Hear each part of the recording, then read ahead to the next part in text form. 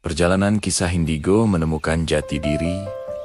Pernahkah kamu merasa berbeda, merasa bisa melihat, atau merasakan hal-hal yang tidak bisa dilihat orang lain? Inilah kisah Melis Derin, seorang gadis kecil yang sejak dulu sudah hidup di antara dua dunia. Semuanya dimulai di taman kanak-kanak. Saat anak-anak lain asyik bermain, Melis kecil lebih suka menyendiri, berbicara dengan bayangannya sendiri. Tapi ini bukan bayangan biasa. Suatu hari, bayangan itu berbicara padanya, meramalkan akan ada banjir besar tahun depan.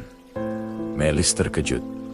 Siapa dia? Dan benar saja, setahun kemudian, desa mereka tenggelam oleh banjir dahsyat, persis seperti yang dikatakan kembaran astralnya. Sejak saat itu, keanehan terus mengikuti Melis. Suatu malam, ia berdoa memohon hujan seputih salju. Beberapa hari kemudian, saat ia belajar di madrasah diniyah, badai besar datang membawa butiran-butiran es seputih salju. Di tengah ketakutan teman-temannya, Melis melihat sesosok pria berjubah putih bercahaya yang memperingatkannya. Hati-hatilah nak.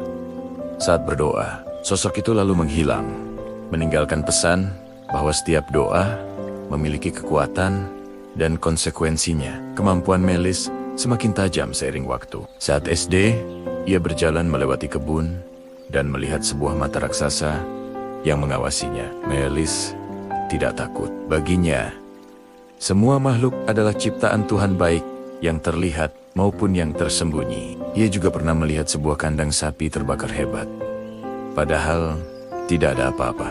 Anehnya, setahun kemudian, kandang itu benar-benar ludes dilalap api. Melis tidak sendirian. Terkadang ia mendengar suara tak ada wujudnya.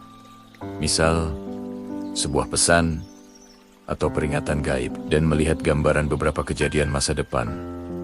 Misal bencana alam atau bencana karena ulah manusia. Ada seorang makhluk astral yang ingin berteman, tapi Melis hanya diam.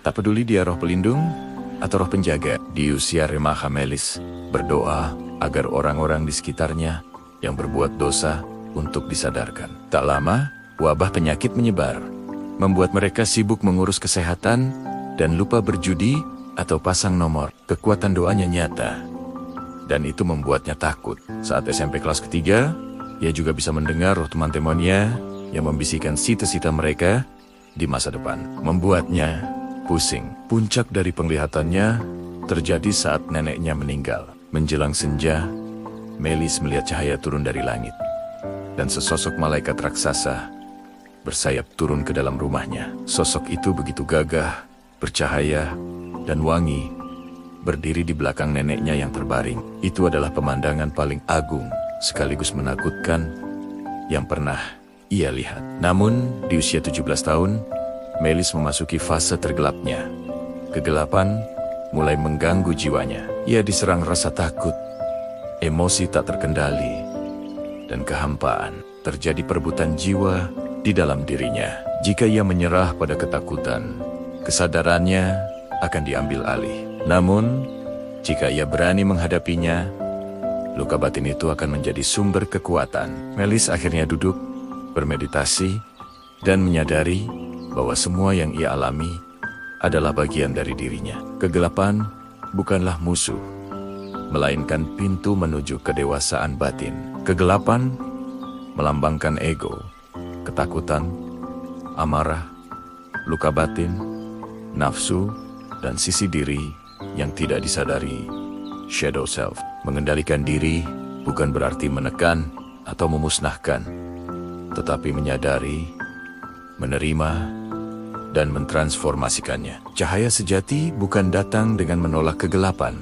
tetapi dengan memahaminya dan merubahnya menjadi hal positif. Melis akhirnya sadar, bayangan itu adalah keberaniannya, intuisinya, dan kesadarannya. Melis tidak lagi melihat kemampuannya sebagai beban, melainkan sebagai tanggung jawab. Ia belajar kapan harus bicara dan kapan harus diam. Ia memilih hidup normal, namun dengan kesadaran yang lebih dalam. Kebangkitan spiritual tercipta dari menyadari reaksi diri awareness, berhenti menyalahkan luar ownership, menghadapi emosi yang dihindari, emotional processing, mengubah pola lama pattern breaking, muncul ketenangan yang stabil, integration, di antara terang dan gelap.